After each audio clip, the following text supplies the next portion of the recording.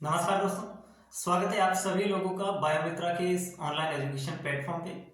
और मुझे आप सब जानते हैं, मनीष जानी, और मैं आपके सामने आज की इस क्लास में एक नया टॉपिक, एक नया चैप्टर लेके आया हूँ। और चैप्टर का नाम अगर कहूँ तो ह्यूमन सर्कुलेटरी सिस्टम, मानव परिसंचरण तंत्र। और उसमें अगर टॉपिक की बात करूँ तो ब्लड यानी कि रक्त, खून, उसको आज हम पढ़ने वाले हैं। ह्यूमन सर्कुलेटरी सिस्टम की अगर मैं बात करूं तो उसमें मुख्यतः दो चीज़ें हमें पढ़नी होती है। एक तो हमें पढ़ना होता है वहाँ पे ब्लड यानी कि रक्त के बारे में, और दूसरी जो चीज़ हमें यहाँ पे पढ़नी है वो होता है हार्ट, है ना।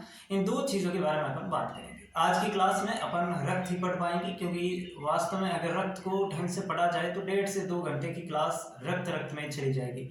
और अपने पास तो व्हाइट बोर्ड है तो सारी चीज़ें लिखनी है, थोड़ा सा टाइम भी ज़्यादा कंज्यूम होता है, लेकिन उसका जो आउटपुट भी है वो भी शानदार निकलता है। क्योंकि कोई भी चीज़ एक बार मैं समझाऊँ फिर यहाँ पे लिखूँ तो वो आपके मस्तिष्क में एकदम छप जाती है। ठीक है, ये एक आप ये कह सकते हैं कि जो व्हाइट बोर्ड का फायदा है, अपन ये कह सकते हैं। ठीक है, अब फायदे गिनाएंगे। अपने पास स्मार्ट बोर्ड है नहीं तो पॉजिटिव रहना सीखना चाहिए जिंदगी में। ठीक है, कोई बात नहीं। अपन आज ब्लड को पढ़ेंगे, रक्त को पढ़ेंगे और रक्त की पूरी पीएचडी करेंगे। ऐसा नहीं है कि कुछ भी छोड़ देंगे, सवाल बाहर से आ जाएगा, ये कतई संभव नहीं है। रक्त के अंदर जितने भी टॉपिक है आपके शून्य से लेकर के शिखर तक जिसे कहते हैं वहां तक हम चलेंगे। जैसे कि मैं अगर बात करूं कि हम क्या क्या पढ़ने वाले हैं तो सबसे पहले रक्त वाहिनियां अपन पढ़ेंगे कि रक्त जो है वो हमारे शरीर में जहां पे बहता है, जिन नलियों में बहता है, धमनी और शिराएं, उनके बारे में मैं बात करूंगा। रक्त के संगठन, कंपोजिशन ऑफ ब्लड के बारे में बात करूंगा। रक्त के अंदर जितनी भी कोशिकाएं होती है, आरबीसी, डब्ल्यूबीसी, ब्लड टेस्ट, रक्त का थक्का कैसे बनता है, और इसके अलावा ब्लड ग्रुप्स जितने भी है, एबीओ ब्लड ग्रुप सिस्टम है, आरएच ब्लड ग्रुप सिस्टम है, वो सारी चीजें अपन आज के इस वीडियो में क्लियर कर देंगे। ठीक है, तो रक्त आज हम पढ़ेंगे और नेक्स्ट क्लास में अपन हार्ट यानी कि हृदय को पढ़ेंगे, जिससे परिसंचरण वाला तंत्र जो वाला टॉपिक है वो हम इसको कंप्लीट कर देंगे। ठीक है, तो अगर आप इस चैनल पर नए हैं तो एक बार आपसे मैं रिक्वेस्ट करूंगा कि सब्सक्राइब जरूर कर दें, क्योंकि आपको कंप्लीट बायोलॉजी फ्री यहाँ पे मिलने वाली है लैब असिस्टेंट के लिए, और जो विद्यार्थी सेकेंड ग्रेड की तैयारी कर रहे हैं उनके लिए भी। क्योंकि आपने मेरा ये वीडियो देखा होगा पिछला, जिसमें मैंने आपको जो संस्कृत शिक्षा विभाग का सेकेंड ग्रेड का पेपर हुआ उसके अंदर हूबहू सवाल क्लास में से मिले, जिसके मैंने आपको स्क्रीनशॉट दिखाए। ठीक है, तो आप तैयारी अगर दमदार करना चाहते हैं तो उसके लिए ये सफिशिएंट कंटेंट है। आप ये मत सोच के चलिए कि ये फ्री पढ़ाया जा रहा है तो उसके अंदर आपको चीज़ें कम मिलेगी, अच्छी नहीं मिलेगी। ये आपकी हो सकता है गलतफहमी हो, लेकिन मैं इसको लगातार मैं प्रयास कर रहा हूँ कि ये गलतफहमी आपकी दूर कर पाऊँ। और जितने विद्यार्थी मेरे साथ जुड़े हुए हैं वो जानते हैं कि किस प्रकार की तैयारी यहाँ पे करवाई जाती है। ठीक है, ज़्यादा बात नहीं करेंगे, अपन स्टार्ट करते हैं ब्लड को, रक्त को। सबसे पहले अपन अगर रक्त को मैं शुरू करूं तो हमारे शरीर में जो देह तरल होते हैं, हिंदी में बात करूं देह तरल, इंग्लिश में कहते हैं बॉडी फ्लूइड्स, यानी कि हमारे शरीर में जो दो प्रकार के देह तरल पाए जाते हैं। एक तो अपन कहते हैं ब्लड, जो आमतौर हम ब्लड को तो जानते ही हैं। एक और तरल होता है लसिका, उसको भी आज हम उसके बारे में कोई ज़्यादा चीज़ें नहीं है, 4-5 बातें मैं बताऊंगा, वो कोई ज़्यादा नहीं है। लेकिन दो प्रकार के देह तरल या बॉडी फ्लूइड्स हमारे बॉडी में पाए जाते हैं, एक होता है ब्लड और एक होता है लिम्फ यानी कि रक्त और लसिका। लसिका के बारे में छोटी मोटी बातें हैं वो बात कर लेंगे। अपन को मेन फोकस करना है ब्लड पे। तो सबसे पहले ब्लड को पढ़ाने से ही पहले मैं आपको ये पढ़ा दूं कि ब्लड जो है वो जिन वाहिनियों में बहता है, जिन नलियों में बहता है, ऐसा नहीं है कि ब्लड हमारे बॉडी के प्रत्यक्ष संपर्क में होता है। कुछ जीव जो लोअर ऑर्गेनिज्म होते हैं, छोटे जीव होते हैं, निम्न श्रेणी के जो जीव होते हैं, या फिर मैं ये कहूँ कि एक्वोडेट्स जितने भी हैं, जैसे कि एकशरु किस्म के जीव हैं, उसमें से कुछ जीव जो है वो उनके अंदर ब्लड जो है वो बॉडी के प्रत्यक्ष संपर्क में हो सकता है, लेकिन हमारे अंदर ऐसा नहीं होता। ये आप भी जानते हैं कि हमारी बॉडी के अंदर खून जो है वो नलियों के अंदर बहता है। विशेष प्रकार की नलियां पाई जाती हैं, विशेष प्रकार की वाहिनियां पाई जाती हैं जिनके अंदर ब्लड बहता है। तो पहले हम उनको डिस्कस कर लेते हैं कि जिन वाहिनियों में ब्लड बहता है वो कौन कौन सी होती है, कितने प्रकार की होती है, उनके अंदर क्या डिफरेंस है, वो अपन एक बात कर लेते हैं। ठीक है, तो सबसे पहले हम बात करेंगे रक्त वाहिनियां। रक्त वाहिनी, अब रक्त वाहिनियां क्या होती है ये आप समझ गए होंगे कि जिसके अंदर खून बहता है वो होती है रक्त वाहिनियां। अब हम पढ़ रहे हैं ब्लड वेसल्स, रक्त वाहिनियां। अगर मैं बात करूं रक्त वाहिनियों की, तो इनमें मुख्यतः दो रक्त वाहिनियां होती है, वैसे तो तीन होती है लेकिन मुख्यतः दो होती है। एक होती है धमनी यानी कि आर्टरी, और एक होता है सीरा यानी कि वैन। दो चीजें हमें पढ़नी है। एक जो होती है वो होती है धमनी, और धमनी को जो इंग्लिश में नाम दिया जाता है वो दिया जाता है आर्टरी। अब धमनी के अंदर क्या याद रखना है, धमनी जो है इसके अंदर ऑक्सीजनेटेड ब्लड बहता है, यानी कि ऑक्सीकृत रक्त बहता है। इसका मतलब सिंपल सा है कि ऐसा रक्त जिसके अंदर ऑक्सीजन ज्यादा मात्रा में हो, कार्बन डाइऑक्साइड बहुत ही कम हो या ना के बराबर हो, वो होता है ऑक्सीजनेटेड ब्लड। और धमनी के अंदर ऑक्सीजनेटेड ब्लड बहता है। इसका मतलब सिंपल सा ये है कि ये जो धमनी है ये खून को हृदय से शरीर के विभिन्न भागों में या विभिन्न ऊतकों में पहुंचाने का काम करेगी, क्योंकि हमारे ऊतकों को जो खून चाहिए वो ऑक्सीजनेटेड ब्लड चाहिए, और वहां से जो डीऑक्सीजनेटेड ब्लड उत्पन्न होता है वो वापस हृदय में लाया जाता है, फिर फेफड़ों के द्वारा उसके अंदर पूरे ऑक्सीजनेटेड उसको किया जाता है। ठीक है, तो अपन यहां पे ये लिखते हैं धमनी जो है इसमें ऑक्सीकृत रक्त बहता है। सबसे पहले ऑक्सीकृत रक्त बहता है। ठीक, दूसरा, यह रक्त को हृदय से शरीर के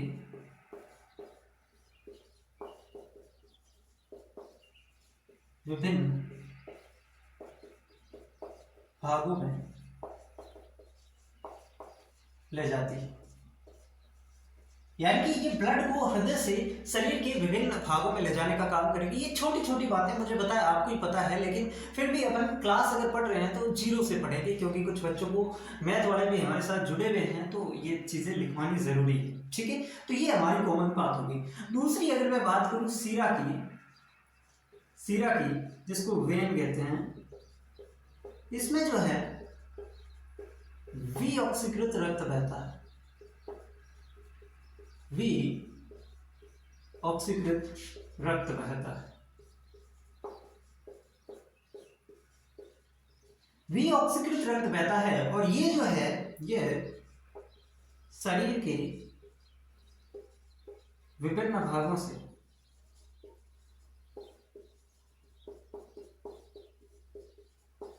रक्त को हृदय में लाती है। ये एक छोटा सा डिफरेंस है, एक हृदय से ले जाती है और एक वापस हृदय में लाती है। अब क्यों ले जाती है, क्यों लाती है, ये समझ गए? क्योंकि हृदय में इसलिए लाती है क्योंकि जो ब्लड ऑक्सीजनेटेड ब्लड गया वो ऊतकों में जाकर के वहां पे डीऑक्सीजनेटेड हो गया, उसमें कार्बन डाइऑक्साइड मिल गई, तो उसको वापस शुद्ध करना, इसको ऑक्सीकृत रक्त को शुद्ध रक्त भी कह सकते हैं, और वी ऑक्सीकृत रक्त को अशुद्ध रक्त भी कहा जा सकता है। तो जो अशुद्ध हो गया रक्त उसको वापस शुद्ध करना है, तो वो हृदय में आएगा, हृदय से फेफड़ों में जाएगा, फेफड़ों के अंदर उसके अंदर ऑक्सीजन मिलाई जाएगी, और वहां से फिर से हृदय, और उसके बाद शरीर के विभिन्न भागों में। ये प्रोसेस मैं आपको हृदय के अंदर समझाऊंगा कि कैसे ब्लड जो है वो हृदय में आता है, फेफड़ों में शुद्ध होता है। ये चीजें आपको समझ में नहीं आ रही है तो वो हम हृदय के अंदर बहुत अच्छे से बात करेंगे। यहाँ पे केवल इतना समझना है कि धमनी का काम है रक्त को हृदय से शरीर के विभिन्न भागों में ले जाना, और सीरा का काम है शरीर के विभिन्न भागों से विऑक्सीकृत रक्त को हृदय में लाना। इतनी सी बातें आपको समझनी है। अब यहाँ पे कुछ एक्सेप्शन है, जैसे कि धमनी के अंदर ऑक्सीकृत रक्त बहता है, लेकिन यहाँ पे एक्सेप्शन के तौर पे अगर मैं बात करूं तो एक तो आपकी फुफ्फुसीय धमनी और एक आपकी नाभि धमनी। इनके अंदर ये एक्सेप्शन इसलिए है क्योंकि इनके अंदर वी ऑक्सीकृत रक्त बहता है। नॉर्मली धमनी के अंदर ऑक्सीकृत रक्त बहता है, लेकिन जो फुफ्फुसीय धमनी और नाभि धमनी है इनके अंदर आपका वी ऑक्सीकृत रक्त बहता है। उसी प्रकार यहाँ पे भी एक्सेप्शन आपको देखने को मिलेगा। यहाँ पे भी एक्सेप्शन है, एक तो आपकी फुफ्फुसीय शिरा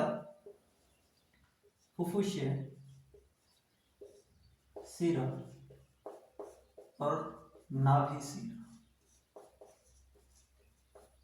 यहाँ पे फुफ्फुसीय नाम गलत लिख दिया, कोई बात नहीं, थोड़ा सा इसको सही कर देना, ये ठीक नाम है फुफ्फुसीय। चल, तो यहाँ पे ये समझ में आ गया कि सीरा के अंदर भी एक्सेप्शन है। फुफ्फुसीय शिरा और नाभि शिरा दो ऐसी शिरा है जिसके अंदर ऑक्सीजनेटेड या ऑक्सीकृत रक्त बहता है। ये दोनों एक्सेप्शन भी आपको याद रखना है। ये तो है मुख्य रक्त वाहिनियां, मेन ब्लड वेसल्स। लेकिन एक और होती है जिसे अपन कहते हैं रक्त केशिका, जिसका नाम क्या है? रक्त केशिका। ये बहुत पतली होती है, बहुत पतली होती है रक्त केशिका। यह महीन नलिकाएं हैं जो ऊतक स्तर पर धमनिकाओं के साधन से बनते हैं। एक होती है धमनी, और धमनी जब बढ़ जाती है तो धमनी का, और धमनी का जब फर्दर और बढ़ जाती है तो रक्त केशिका का निर्माण होता है। धमनिकाओं के शाखन से, ब्रांचिंग से, शाखन से बनती है। तो ये मुख्य 3 प्रकार की रक्त वाहिनियां हैं जिसके अंदर हमें सिंपल सी इतनी बातें ध्यान में रखनी है। धमनी और शिरा के अंदर जो है क्या अंतर है? धमनी जो है वो हृदय से शरीर के विभिन्न भागों में ब्लड को ले जाती है और इसके अंदर ऑक्सीजनेटेड ब्लड बहता है। वहीं शिरा के अंदर डीऑक्सीजनेटेड या विऑक्सीकृत या अशुद्ध रक्त बहता है और ये शरीर के विभिन्न भागों से खून को हृदय में लाने का काम करती है। यहाँ पे एक्सेप्शन कौन कौन से है वो भी हमने बात कर लिया, और रक्त केशिका को उसका क्या काम होता है ये भी हमने बात कर ली। तो ये 3 रक्त वाहिनियां, 3 मुख्य वाहिनियां हैं जिसके अंदर ब्लड जो है वो बहता है हमारे शरीर के अंदर। चीजें क्लियर है? इतनी बातें क्लियर है तो आप इसको नोट करो। फिर अपन आगे बढ़ते हैं, धमनी और शिरा के अंदर मुख्य अंतर कौन से होते हैं। इसको मिटाऊं मैं?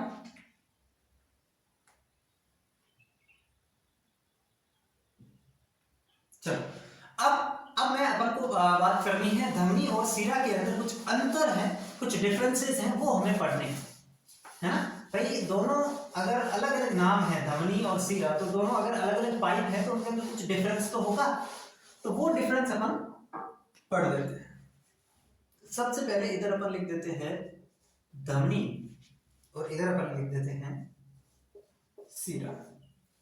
धमनी और शिरा के अंदर मुख्य अंतर क्या है एक बार मैं बता दूं।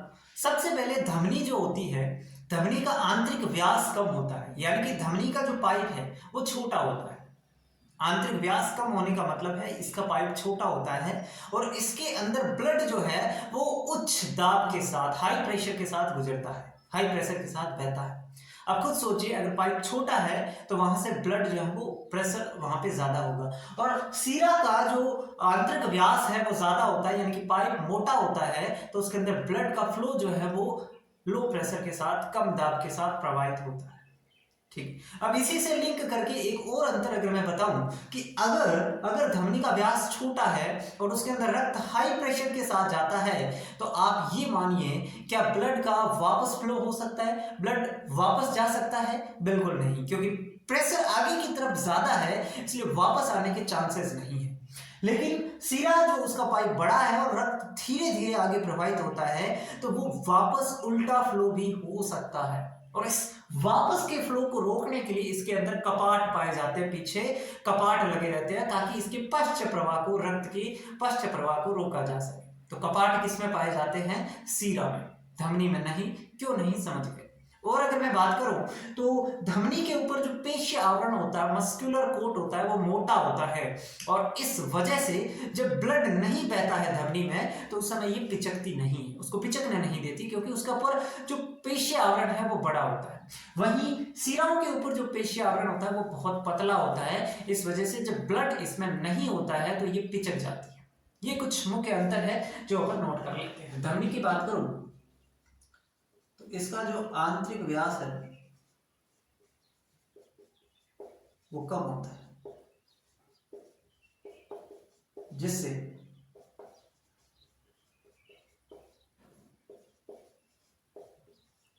रक्त प्रवाह, आंतरिक व्यास जो है वो इसका कम होता है, इसकी वजह से जो रक्त है, रक्त प्रवाह उच्च दाब के साथ होता है।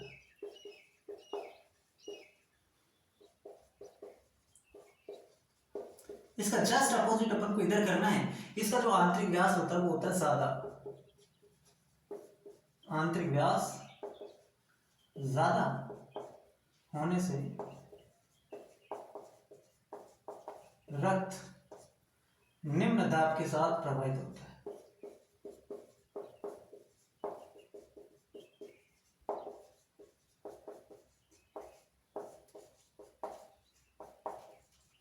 ये इसके अंदर डिफरेंस। और अगर डिफरेंस की बात करूं तो इसमें रक्त पश्च प्रवाह की संभावना नहीं है।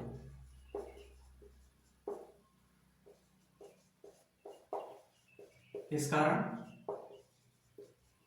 कपाट अनुपस्थित होते हैं, नहीं पाए जाते। जबकि इसमें रक्त के पश्च प्रवाह को रोकने हेतु कपाट उपस्थित। तीसरा अंतर की अगर मैं बात करूं, मोटा पेशीय आवरण पाया जाता है,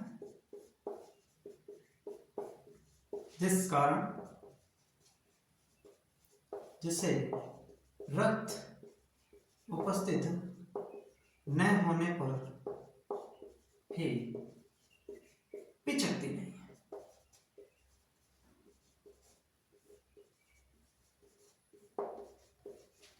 इसके अंदर जो पेशीय आवरण होता है वो पतला होता है। पेशीय आवरण पतला होने के कारण रक्त की अनुपस्थिति में पिचक जाती है। रक्त की अनुपस्थिति में पिचक जाती है। तो ये इसके अंदर जो मुख्य अंतर है वो मैंने आपको बता दिया। ठीक है, समझ गए होंगे। इसमें कोई ऐसी बात नहीं है जो आपको समझ में नहीं आई। सारे एक दूसरे से लिंक करते हुए भी नजर आ रहे होंगे आपको कि जो भी चीजें हैं एकदम साफ हमें समझ में आ रही है। ठीक है, चलिए इतनी बातें लिखो।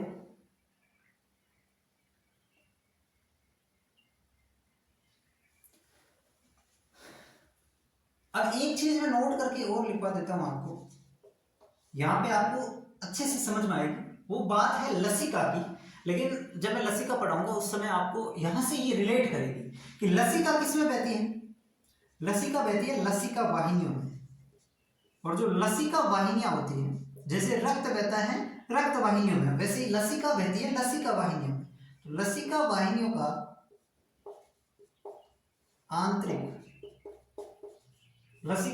आंतरिक व्यास भी सीराओं की तरह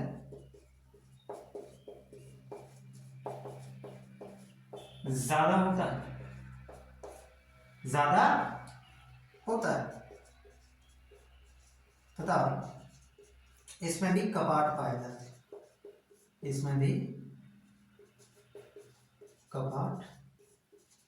जाते हैं। यानी कि ये लगभग किससे मैच कर रही है, सीरा से मैच कर रही है। लसिका वाहिनियां लगभग किससे मैच कर रही है, सीरा से मैच कर रही है। सीराओं का आंतरिक व्यास भी ज्यादा, लसिका वाहिनियों का आंतरिक व्यास भी ज्यादा। और लसिका वाहिनियों के अंदर भी क्या पाए जाते हैं, कपाट पाए जाते हैं। क्योंकि अगर आंतरिक व्यास ज्यादा है तो वापस फ्लो होने के चांसेस ज्यादा रहते हैं, इस वजह से उसके अंदर कपाट पाए जाते हैं जो इस चीज को रोकने का काम करेंगे। ठीक है, ये धमनी और सीरा के अंदर मुख्य अंतर जो हमें जानने थे वो हमने पढ़ लिए। इसका स्क्रीनशॉट ले लो। अब अपन आगे बढ़ेंगे कि ये जो धमनी या सीरा है, इसको अपन अगर इसका कट सेक्शन देखें, यानी कि इसके अंदर कौन कौन सी भित्तियां हैं। ये जो पाइप है, मान लो ये पाइप है, ठीक है, और ये पाइप है, इसको मैंने यहां से इसको कट लगा दिया ऐसे। ठीक है, ये पाइप है, इसको कट लगा, उसके सामने से मैं देख रहा हूं, इधर से मैं इसको देख रहा हूं। तो यहां से जो दिखाई देगी मुझे, इसके अंदर जो परतें दिखाई देगी यहाँ पे, वो कौन कौन सी, वो अपन देख लेते हैं। पहले आप इसका स्क्रीनशॉट ले लो, फिर अपन देखते हैं।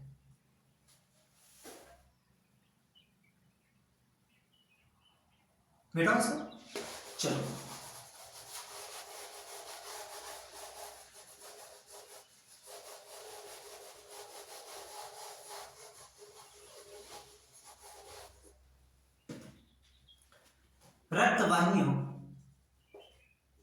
रक्त वाहिनियां जो होती है, रक्त वाहिनी की जो भित्ति होती है उसमें 3 परतें पाई जाती हैं। कितनी? 3 परतें होती हैं। अब वो 3 परतें कौन कौन सी होती हैं, ये मैंने आपका कट सेक्शन आपके सामने बना दिया। ये ना,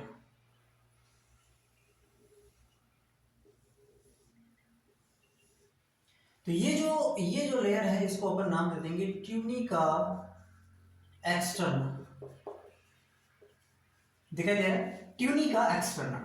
ये जो चीज दिखाई दे रही है ये है ट्यूनिका मीडिया, और ये जो चीज दिखाई दे रही है इसके अंदर ये हो जाएगी ट्यूनिका इंटरनल।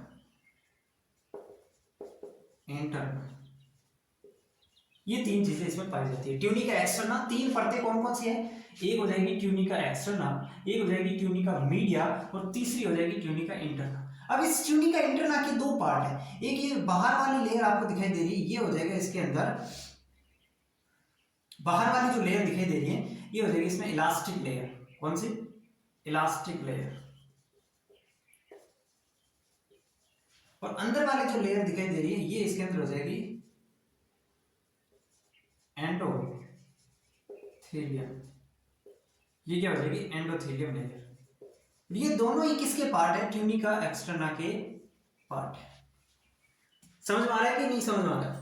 मैंने कहा इसके अंदर 3 परतें होती है। सबसे बाहर वाली जो परत है ट्यूनिका एक्सटर्नल, बीच वाली यानी कि मध्य में मीडिया, ट्यूनिका मीडिया, और अंदर वाली यानी कि इंटरनल। बस नाम आपको एक ट्यूनिका याद रखना है जो इसके संबंध में अपन यूज करते हैं। बाकी बाहर एक्सटर्नल, मध्य में मीडिया और अंदर की तरफ इंटरनल। सिंपल सी बात है।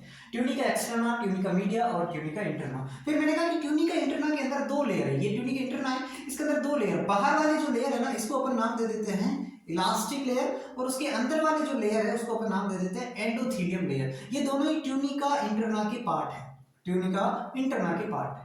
और ये जो आपको बीच में दिखाई दे रही है ये हो जाएगी केविटी। केविटी का मतलब समझते हैं? गुहा। ये केविटी होती है।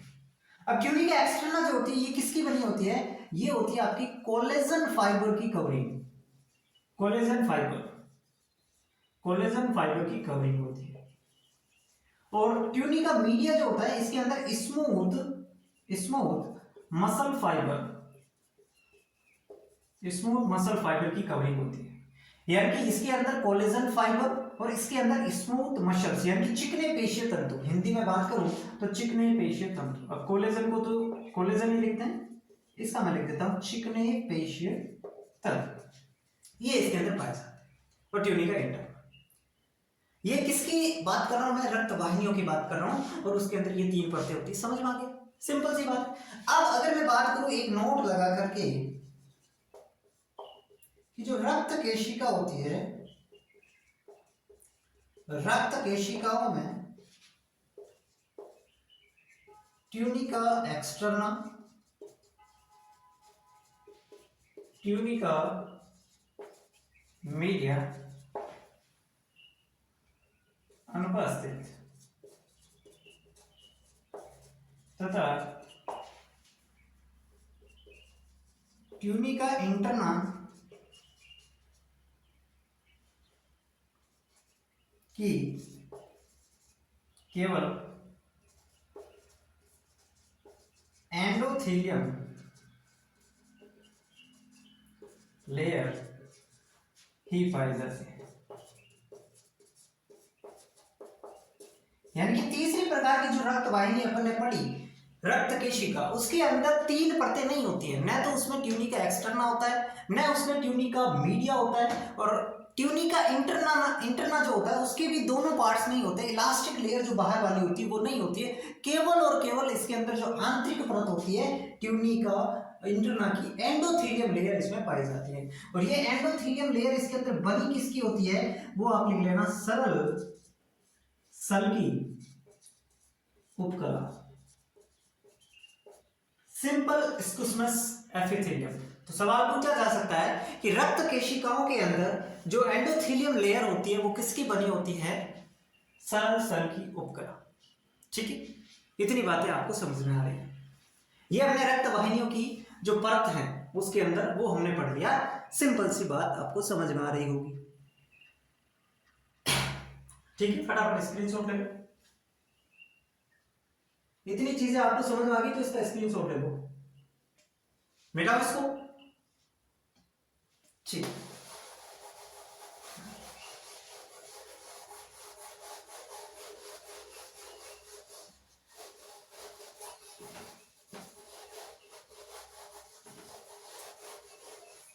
अब मैं आपको जो शुरुआत में बात बता रहा था कि हमारे शरीर के अंदर जो देह तरल होते हैं, देह तरल या बॉडी फ्लूइड्स, वो दो तरह के होते हैं। एक जिसे अपन कहते हैं रक्त यानी कि ब्लड, और दूसरा जिसे अपन कहते हैं लसिका, इसको इंग्लिश में कहते हैं लिम्फ। ये दो तरह की बॉडी फ्लूइड्स हमारे शरीर में पाए जाते हैं।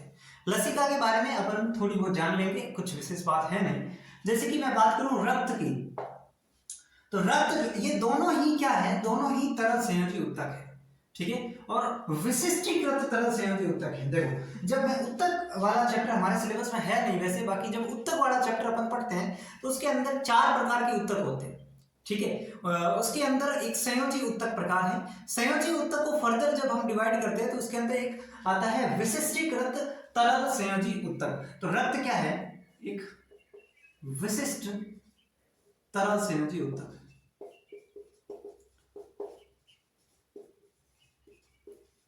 जबकि लसिका जो है ये भी एक तरल संयोजी उत्तक है। ये भी क्या है, एक तरल संयोजी उत्तक है।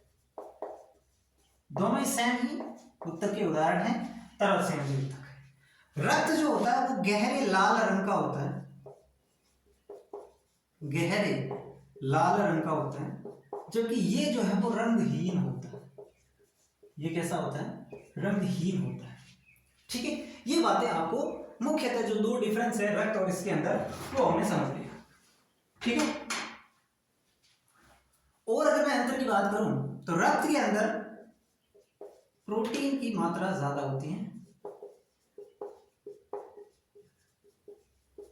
जबकि इसमें प्रोटीन की मात्रा कम होती है। इसमें प्रोटीन की मात्रा कम होती है। और अगर मैं बात करूं इसके अंदर डिफरेंस की कि लसिका और रक्त के अंदर डिफरेंस क्या है, तो लसिका में केवल लिम्फोसाइट्स पाई जाती है।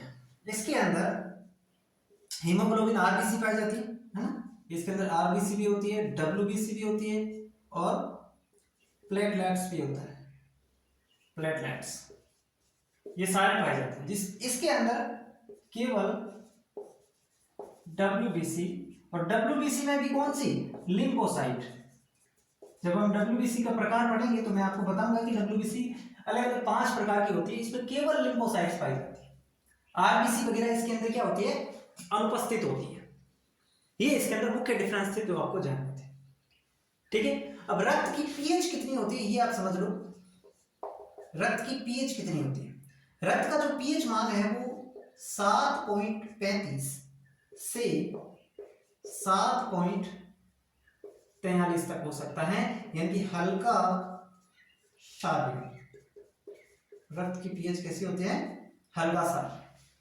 ये इसके अंदर मुख्य अंतर है। देखो, आज क्लास अपन आराम से चला रहे हैं तो उसमें कोई दिक्कत नहीं है। सारी चीजें मैं आपको एक एक करके बताऊंगा, आप बस लिखते जाओ, जो जो बता रहा हूं उसको करते जाओ। ठीक है, दिखाई आपको दे रहा होगा अच्छे से, है ना। ठीक है, स्क्रीनशॉट ले लो इसका कि ब्लड के अंदर और लसिका के अंदर जो मुख्य अंतर है वो हमने जान लिया। ठीक है, अब अपन पढ़ेंगे रक्त को। अब अपन किस पे आएंगे, रक्त को। लसिका का बस इतना ही काम है, इससे और ज्यादा नहीं है लसिका। बाकी लसिका के कार्य क्या है वो भी यहीं पे लिख लो। लसिका के कार्य अगर आपसे पूछ ले तो ये रुधिर आयतन को बनाए रखता है, रुधिर आयतन को बनाए रखना, एक तो काम इसका ये लिख लो आप। और इसके अंदर क्या होता है, कुछ उत्सर्जी पदार्थों का परिवहन करती है, उत्सर्जी पदार्थों का परिवहन और एक इसके अंदर लिम्फोसाइट्स होती है, तो एंटीबॉडी वगैरह बैक्टीरिया को मारने का काम कर देगी। तो ये इसकी मुख्य बातें हैं। लसिका हमारा यही पे खत्म है, इसमें और कुछ नहीं जानना लसिका के बारे में, इतनी बातें ध्यान रखनी है। रंगहीन तरल होता है, रंगहीन तरल पदार्थ है। तरल तो वैसे लिख दिया, तरल से हम भी होता है, फिर भी लिख। ठीक, अब अपन आएंगे ब्लड पे। ब्लड के बारे में हमने कितनी चीजें क्लियर कर ली। सबसे पहले तो हमें ये जान लिया कि ब्लड एक विशिष्ट प्रकार का तरल संयोजी ऊतक है जिसकी पीएच 7.35 से 7.43 यानी कि हल्का क्षारीय ये होता है। और रक्त के अंदर जो है हम अभी पढ़ेंगे कि कौन कौन सी चीजें होती है। पहले इसका स्क्रीनशॉट लो, सॉरी बेटा। चलो अब अपन पढ़ेंगे ब्लड के बारे में, रक्त होता क्या है।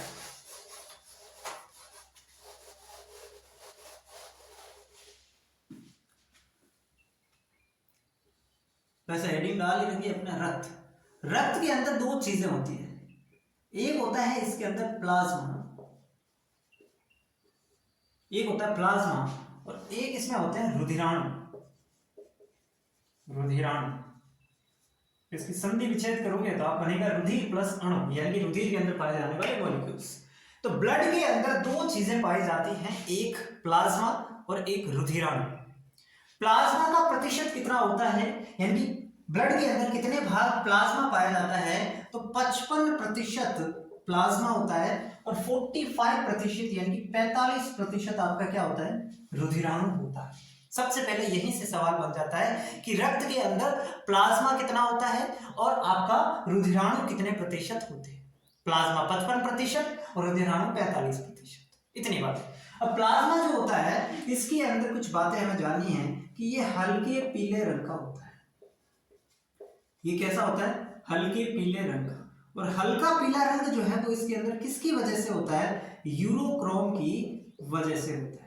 जैसे कि जब हमने मूत्र की बात की तो मूत्र भी हल्का पीले रंग का जो तरल होता है, तो वो भी उसके अंदर किसकी वजह से, यूरोक्रोम की वजह से। और ये भी हल्के पीले रंग का होता है और हल्का पीला रंग जिसकी वजह से आता है, जिस पिगमेंट की वजह से आता है, वो यूरोक्रोम होता है। ठीक है। अब प्लाज्मा की अगर मैं बात करूं तो प्लाज्मा के अंदर जो है वो बोराणु प्रतिशत यानी कि 92% तो होता है वाटर, और बाकी का जो 8% भाग बचा वो होता है सॉलिड, वो होता है ठोस पदार्थ। अब आप कहेंगे सर आपने अभी तो कहा कि प्लाज्मा 55% है, अब आप कहेंगे बोराणु प्रतिशत है, ये क्या है, हमें समझ में नहीं आया। मैंने बात की है प्लाज्मा की, केवल प्लाज्मा की, कि जो केवल प्लाज्मा है उसके अंदर बोराणु प्रतिशत 92% पानी होता है। प्लाज्मा का कंपोजिशन अपन बात कर रहे हैं, है ना। और 8% सॉलिड होता है। 8% जो सॉलिड होती है उसमें विभिन्न प्रकार की प्रोटीन होती है, मुख्यतः 3 प्रकार की प्रोटीन होती है। एक होती है एल्ब्यूमिन, एक होती है इसके अंदर ग्लोब्यूलिन और एक होती है इसके अंदर फाइब्रिनोजन। ये मुख्यतः 3 प्रकार की प्रोटीन इसमें पाई जाती है। कौन कौन सी, एल्ब्यूमिन, ग्लोब्यूलिन, ये 3 प्रकार की प्रोटीन इसमें पाई जाती है। एल्ब्यूमिन, ग्लोब्यूलिन और फाइब्रिनोजन, ये 3 प्रकार की प्रोटीन किसमें पाई जाती है, आपके ब्लड के अंदर, प्लाज्मा के अंदर पाई जाती है। एल्ब्यूमिन प्रोटीन जो है इसका काम होता है परासरण नियमन। इसका काम क्या होता है, परासरण नियमन। ग्लोब्यूलिन के अंदर 2 प्रकार की होती है, अल्फा और बीटा, और एक गामा प्रकार की। जो अल्फा और बीटा होती है वो तो काम करती हैं ट्रांसपोर्टर प्रोटीन की तरह, ट्रांसपोर्टर प्रोटीन की तरह, और गामा जो होती है ये इम्यूनोग्लोबुलिन का निर्माण करती है, इम्यूनोग्लोबुलिन का निर्माण करती है और वो शरीर प्रतिरक्षा प्रणाली में भाग लेता है, शरीर प्रतिरक्षा प्रणाली में भाग लेता है, और ये हो जाएगा आपका फाइब्रिनोजन। ठीक है, तो ये आपको किसके बारे में जानना था, प्लाज्मा के बारे में जितनी जानकारी हमें चाहिए वो हमने देख ली कि प्लाज्मा जो होता है उसके अंदर बोरान प्रतिशत पानी, 8% सॉलिड, जिसमें 3 विशेष प्रकार की प्रोटीन, एल्ब्यूमिन, ग्लोबुलिन और फाइब्रिनोजन। एल्ब्यूमिन प्रोटीन क्या काम करती है, एल्ब्यूमिन प्रोटीन जो होती है वो परासरण नियमन का काम करती है, और इसके अलावा एल्ब्यूमिन कभी कभी ट्रांसपोर्टर प्रोटीन की तरह भी काम कर सकती है। ग्लोबुलिन प्रोटीन तीन प्रकार की होती है, अल्फा, बीटा और गामा, जिसमें से जो अल्फा और बीटा है, alpha beta globulin protein transporter protein की तरह काम करेगी।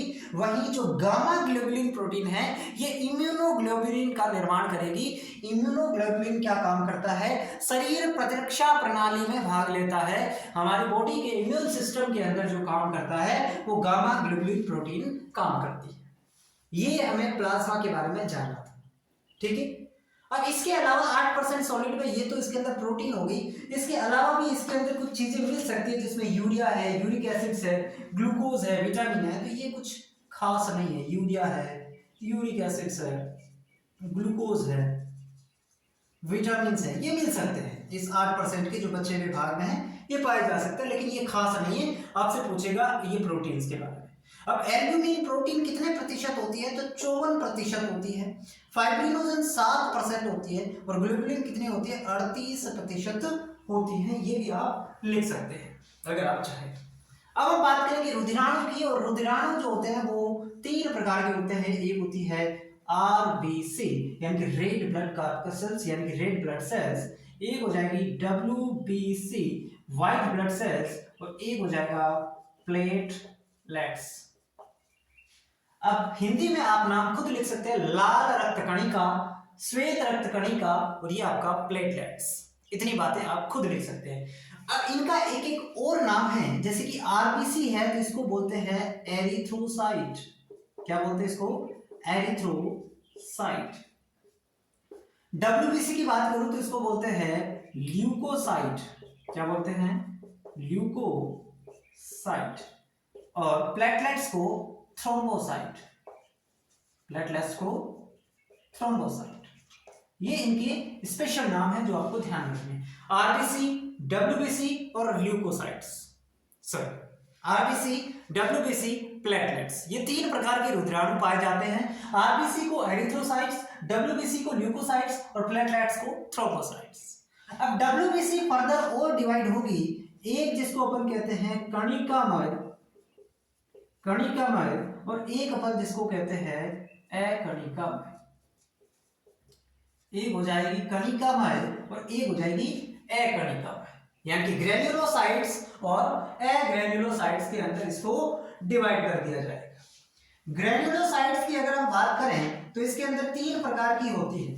ग्रेन्युलोसाइट्स जो है वो तीन प्रकार की होती है। कौन कौन सी होती है, यहां पे अगर मैं लिखूं तो सबसे पहले हो जाएगा इओसिनोफिल,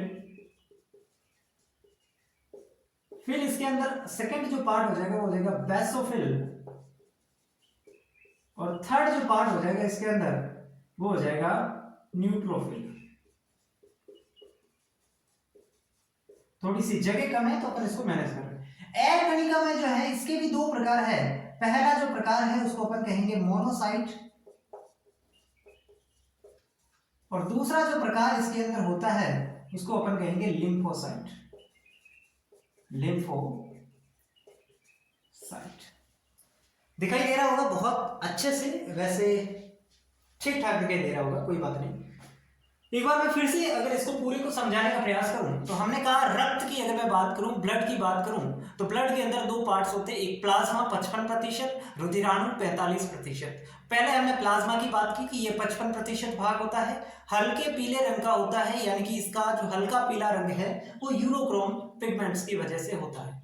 प्लाज्मा का अगर कंपोजिशन देखें तो इसके अंदर 92% वाटर होता है, और बाकी का जो 8% बचता है उसके अंदर कुछ प्रोटीन्स और कुछ uric acids, urea, glucose, vitamin, ये सारी चीजें पाई जाती है। हमें पढ़ना है विशेष प्रकार के अंदर इसमें 3 प्रोटीन पाई जाती हैं, वो कौन सी है, एल्ब्यूमिन, ग्लोबुलिन और फाइब्रिनोजन।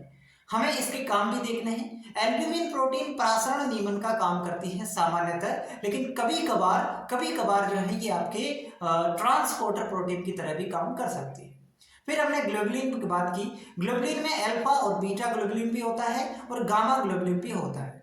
अल्फा और बीटा ग्लोबुलिन प्रोटीन जो है वो आपके ट्रांसपोर्टर प्रोटीन की तरह काम करेगी, वहीं गामा ग्लोबुलिन ये आपके शरीर प्रतिरक्षा प्रणाली में भाग लेने का काम करती है। ठीक है, फिर हमने बात की रुधिराणु की, जो 45% भाग होते हैं कुल ब्लड का, टोटल ब्लड का, और इसमें रुधिराणु 3 प्रकार के होते हैं, आरबीसी, डब्ल्यूबीसी और प्लेटलेट्स। आरबीसी जिसको एरिथ्रोसाइट्स, डब्ल्यूबीसी को ल्यूकोसाइट्स और प्लेटलेट्स को थ्रोम्बोसाइट विशिष्ट प्रकार के नाम दिए गए हैं। अब डब्ल्यूबीसी को हमने फर्दर से डिवाइड किया, एक कणिकामय और एक अकणिकामय।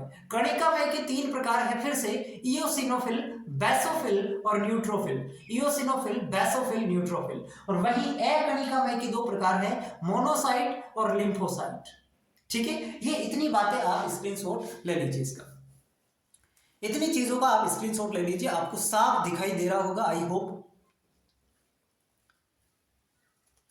इसका आप स्क्रीनशॉट ले लीजिए। अब अपन एक एक करके पढ़ेंगे। प्लाज्मा हमने पढ़ लिया, प्लाज्मा में इतनी चीजें जाननी है। अब हम पहले आरबीसी को पढ़ेंगे, फिर डब्ल्यूबीसी और फिर प्लेटलेट्स। इन तीनों चीजों के बारे में विस्तार से पढ़ेंगे और फिर हमारा ब्लड वाला जो टॉपिक है वो कंप्लीट हो जाएगा। मतलब इसके अलावा और भी चीजें हैं, लेकिन पहले इतनी पढ़नी। ठीक, अब सबसे पहले अपन स्टार्ट करेंगे आरबीसी, यानी कि रेड ब्लड सेल, लाल रक्त कणिका। हेडिंग डाल दीजिए, आरबीसी रेड ब्लड सेल, लाल रक्त कणिका। आरबीसी, सबसे पहला पॉइंट, सबसे ज्यादा मात्रा में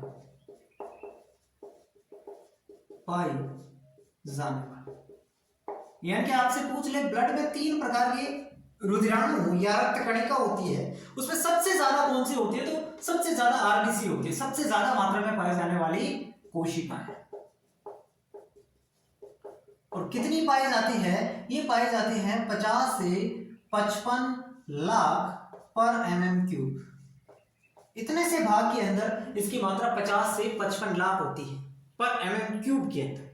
ठीक है, आरबीसी की बात करूं तो यह लाल रंग की होती है, और लाल रंग किसकी वजह से होता है, हीमोग्लोबिन की वजह से होता है। हीमोग्लोबिन के कारण, यानी कि इसके अंदर हीमोग्लोबिन पाया जाता है। और हमें क्या बातें जाननी है, परिपक्व आरबीसी में केंद्रक व कोशिकांग अनुपस्थित होते हैं। केंद्रक व कोशिकांग अनुपस्थित होते हैं। वहीं कुछ एक्सेप्शन के तौर पे आप लिख सकते हैं, एक्सेप्शन है ऊंट और लीमा, ये दो इसके अंदर एक्सेप्शन है। ठीक है, जिसके अंदर केंद्रक पाया जाता है, एक तो आपका ऊंट और एक आपका लीमा। लेकिन जो परिपक्व आरबीसी होती है नॉर्मली उनके अंदर नहीं पाया जाता केंद्रक। और अगर मैं बात करूं तो आरबीसी का शेप कैसा होता है, इसकी आकृति कैसे होती है, इसकी आकृति होती है बाइकनकेव या राउंड शेप, या राउंड शेप इसकी आकृति होती है। और अगर मैं बात करूं इसके अंदर तो इसका साइज 7 से 8 माइक्रोन। ठीक है, और जीवन काल की बात करूं तो जीवन काल इसका लगभग 120 दिन का। इसकी मृत्यु कहां पे होती है, तो वो होती है स्प्लीन में, जिसको प्लिया या तिल्ली के नाम से जाना जाता है। और इसे आरबीसी का कब्रिस्तान भी कहते हैं, आरबीसी का कब्रिस्तान। इसकी उत्पत्ति यानी कि जन्म या उत्पत्ति कहां से होती है, तो मुख्यतः होती है लंबी अस्थियों के, लंबी अस्थियों के RBM, रेड बोन मैरो, यानी कि लाल अस्थि मज्जा, लाल अस्थि मज्जा से। और इसके अलावा योग सेक जो होता है, योग सेक जिसको अपन कहते हैं पित्तक कोश, भ्रूणीय परिवर्तन के दौरान, यानी कि जब बेबी डेवलप हो रहा है, भ्रूणीय परिवर्तन के दौरान सबसे पहले आरबीसी इसमें निर्मित होती है। इसके अलावा योग से एक रेड बोन मैरो और स्प्लेन जो आपने अभी पढ़ा और लीवर, इन सब के अंदर आरबीसी का निर्माण होता है। ठीक है, तो ये आरबीसी के बारे में मोटी मोटी जो जानकारी है वो हमने जानने का प्रयास किया कि जो आरबीसी है, सबसे पहले एक बार फिर से मैं रिवाइज करूं। आरबीसी आरबीसी सबसे ज्यादा मात्रा में पाई जाने वाली कोशिका है। आपसे पूछ ले कि सबसे ज्यादा मात्रा में कौन सी कोशिका है? आरबीसी, 50 से 55 लाख पर एमएम क्यूब। उसके बाद ये लाल रंग की होती है। आरबीसी का जो कलर है वो रेड होता है और रीजन क्या है? इसमें हीमोग्लोबिन नामक एक पाया जाता है। हीमोग्लोबिन के अंदर Fe+2 प्रेजेंट रहता है, ये भी आपको पता है। उसके बाद जो परिपक्व आरबीसी है, मैच्योर आरबीसी है, उसके अंदर केंद्रक और कोशिकांग नहीं पाए जाते, लेकिन एक्सेप्शन है कैमल और लेमा, यानी कि ऊंट और लेमा, जिसके अंदर केंद्रक पाया जा सकता है। शेप की बात करूं तो बाई कनकेव या राउंड शेप के अंदर ये होती है। साइज 7 से 8 माइक्रोन। जीवन काल इसका 120 दिन के आसपास होता है। इसकी मृत्यु कहां पे होती है? स्प्लीन यानी कि प्लीहा या तिल्ली नाम एक संरचना पाई जाती है हमारे शरीर में, वहां पे इसकी मृत्यु हो जाती है। जन्म के बारे में खास तौर पे याद रखना कि सामान्यतः जो आरबीसी हमारे शरीर में बनती है, जो हमारी लंबी अस्थियां है, सारी अस्थियां नहीं, जो लंबी अस्थियां हैं उसके रेड बोन मेरो में ये बनती है, लाल अस्थि मज्जा में। लेकिन आपसे पूछ ले कि सर्वप्रथम आरबीसी कहां से मिली, यानी कि जब भ्रूणीय परिवर्तन हो रहा था, बेबी का डेवलपमेंट होता है, उस समय उसके परिसंचरण तंत्र में सबसे पहले आरबीसी कहां से आती है? तो वो आती है योग सेक के द्वारा। इसके अलावा आरबीसी जो है वो रेड बोन मेरो, योग सेक के अलावा स्प्लीन और लीवर जो है ये भी आरबीसी का निर्माण करते हैं। ठीक है, इसका आप स्क्रीनशॉट ले लो, इसका स्क्रीनशॉट ले लो। ये चीजें तो आपको पता ही है। ब्लड के अध्ययन को हेमेटोलॉजी कहते हैं, लिख लेना। ब्लड के अध्ययन को क्या कहते हैं? हेमेटोलॉजी कहते हैं। ठीक है, ब्लड के अध्ययन को हेमेटोलॉजी कहते हैं। और आरबीसी के निर्माण की प्रक्रिया को क्या कहते हैं? आरबीसी निर्माण की प्रक्रिया को क्या कहते हैं? एरिथ्रोपोएसिस। एरिथ्रोपोएसिस, ये भी लिख लेना। आरबीसी के निर्माण की प्रक्रिया को एरिथ्रोपोएसिस कहते हैं। ये सारी बातें आरबीसी के बारे में आप लिख सकते हैं। ठीक है, फटाफट लिख लो, मिटा इसको। चलो,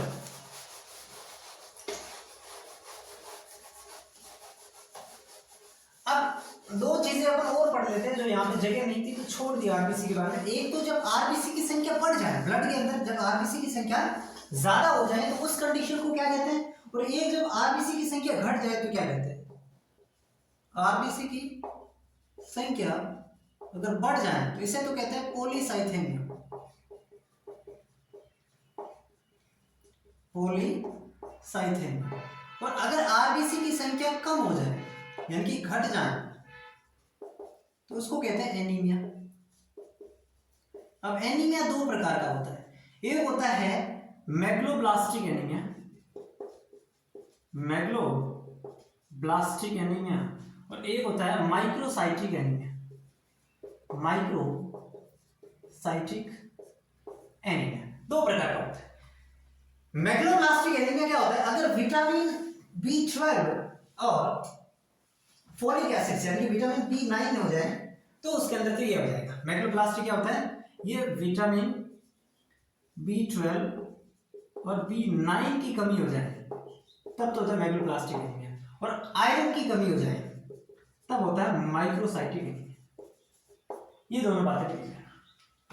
ठीक है, माइक्रोसाइटिक कब होता है और मैग्लोब्लास्टिक कब होता है? ठीक है, हो गया, डन है। अब अपन पढ़ते हैं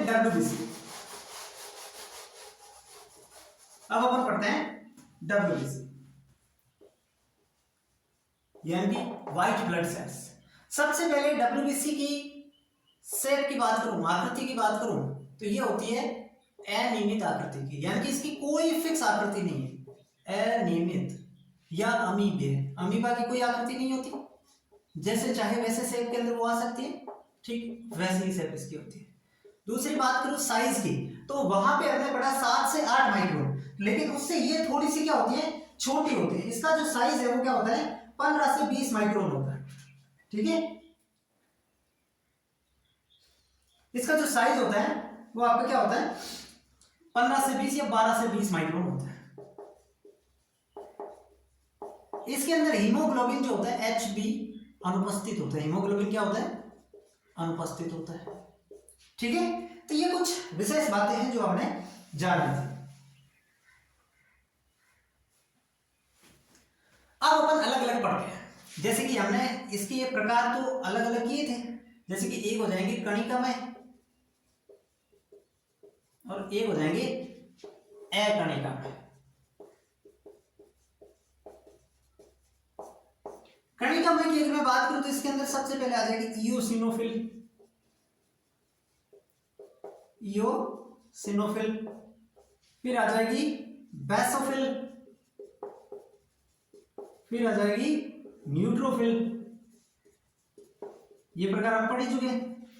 अकणिकामय में एक आ जाएगी monocyte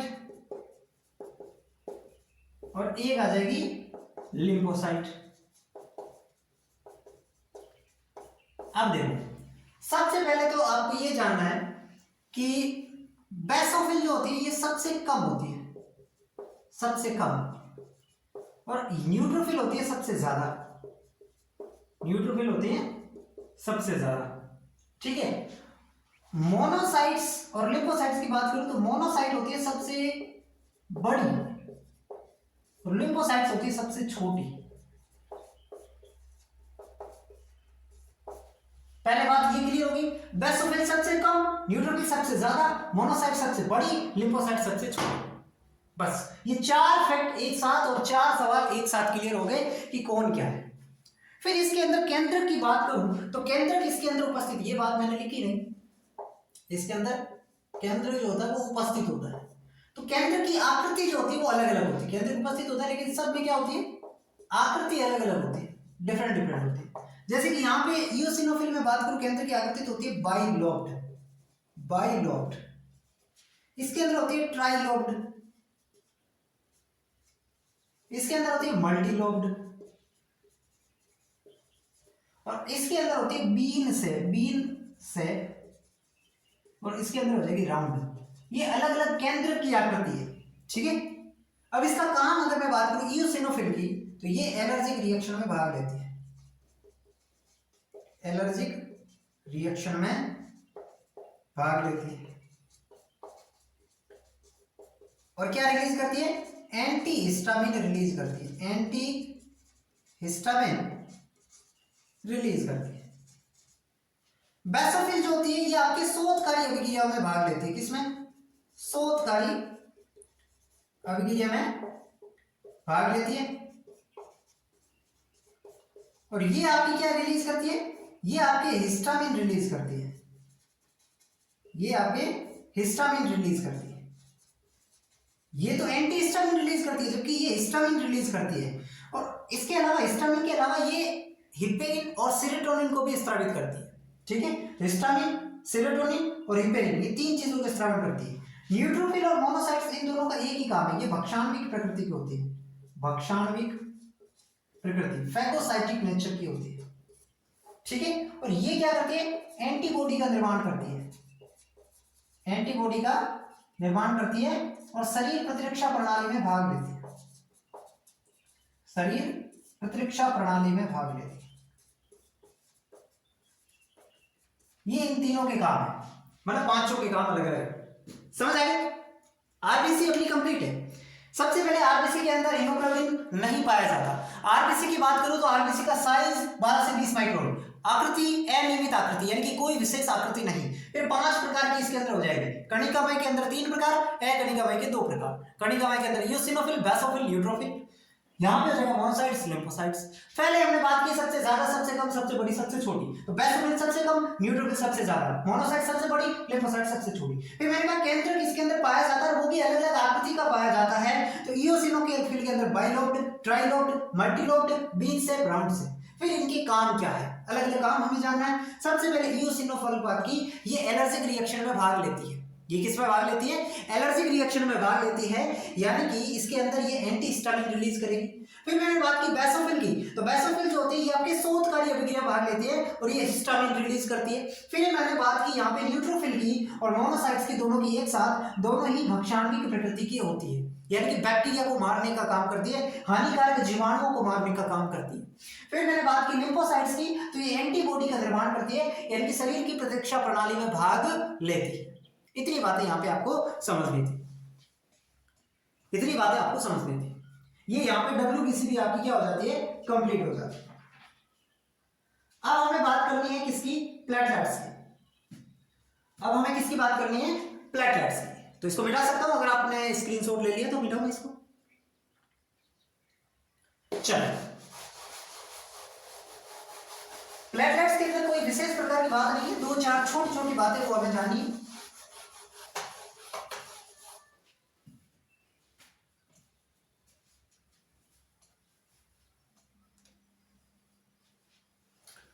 platelets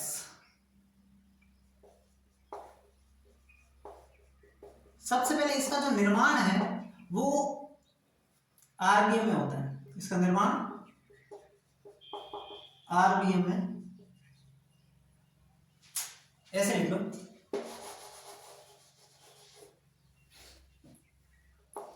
red bone marrow में उपस्थित मेगा कैरियोसाइट सेल के विखंडन से बनने वाले खंड, विखंडन से बनने वाले खंड, ठीक है। प्लेटलेट्स जो होते हैं, इसकी अगर मैं बात करूं तो इसका साइज क्या होता है? 2 से 4 माइक्रोन, ठीक है। और अगर मैं बात करूं तो इसके अंदर संख्या की बात करूं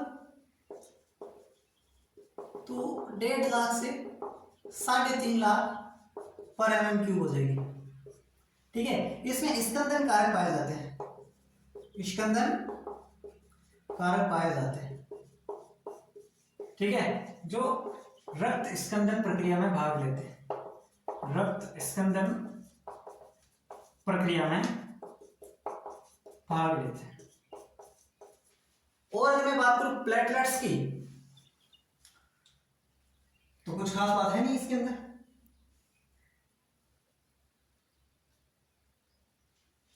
केंद्र वगैरह इसके अंदर पाए जाते हैं, केंद्र कोशिका में उपस्थित,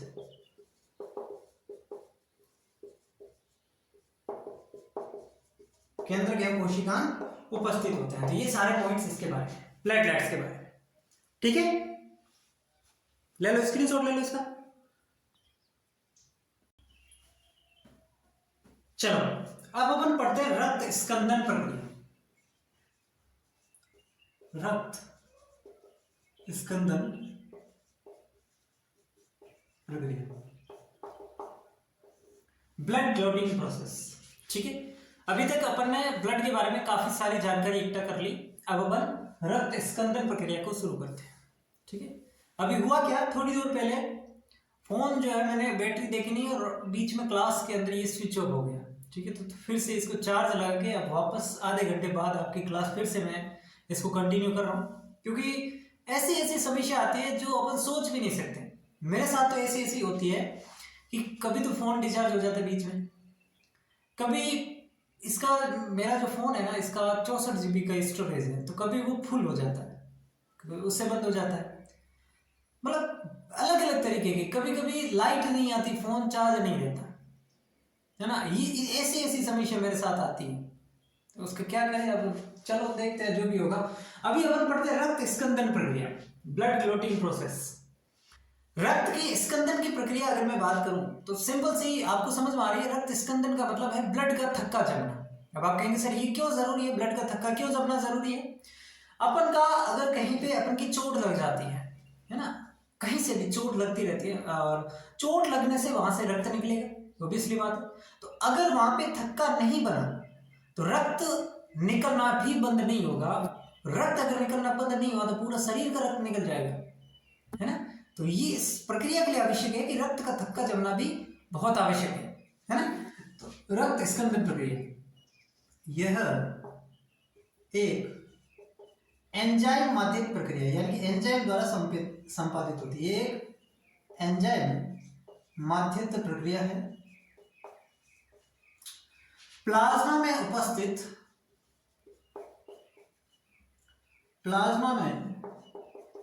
उपस्थित जो स्कंदन कारक है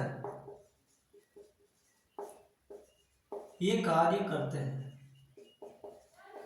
ये कार्य कर रहे हैं, है ना।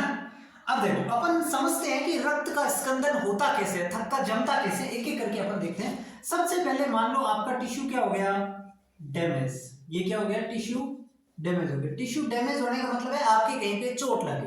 तो जैसे ही डैमेज टिश्यू हुआ, जैसे ही टिश्यू डैमेज हुआ, इसके बाद जैसे ही डैमेज टिश्यू हुआ, यहाँ पे सबसे पहले आपका क्या हो जाएगा, थ्रोम्बोप्लास्टिन एक्टिव हो जाएगा। क्या हो जाएगा, थ्रोम्बोप्लास्टिन। ये प्रोसेस आपको ध्यान रखना है। थ्रोम्बोप्लास्टिन क्या करेगा, एक्टिवेशन ऑफ फैक्टर नंबर 10, ये फैक्टर नंबर 10 को एक्टिवेट करेगा। फैक्टर नंबर 10 क्या करेगा, ये थ्रोम्बोकाइनेज को एक्टिवेट कर देगा।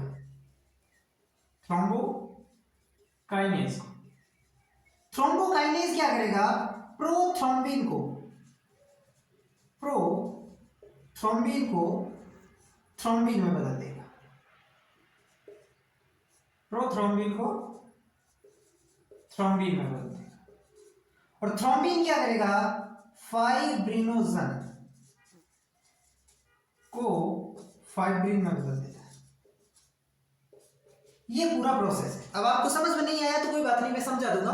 सबसे पहले मान लो आपका टिश्यू क्या हो गया, डैमेज हो गया। अब यहाँ पे सब जगह Ca+2 सब जगह चाहिए, यहाँ पे भी चाहिए, यहाँ पे भी चाहिए, यहाँ पे भी चाहिए, सब जगह आपको क्या चाहिए, Ca+2 चाहिए ही चाहिए। यहाँ पे भी चाहिए, यहाँ पे भी चाहिए। और Ca+2 जो है ये फैक्टर नंबर 4 है, ये फैक्टर नंबर 4 है, ठीक है। और अगर मैं बात करूं थ्रोम्बोप्लास्टिन की, तो ये फैक्टर नंबर 3 है, ये फैक्टर 3 हो जाएगा। फाइब्रिन जो है फाइब्रिनोजन, ये फैक्टर 1 हो जाएगा, फैक्टर 1 हो जाएगा। और आपका ये थ्रोम्बिन फैक्टर 2 हो जाएगा। ये भी याद रखना, ये पूरा प्रोसेस है। और इसके अंदर टाइम कितना लगता है, पूरे प्रोसेस में कितना टाइम लगता है, इधर लिख देते हैं इसको, फैक्टर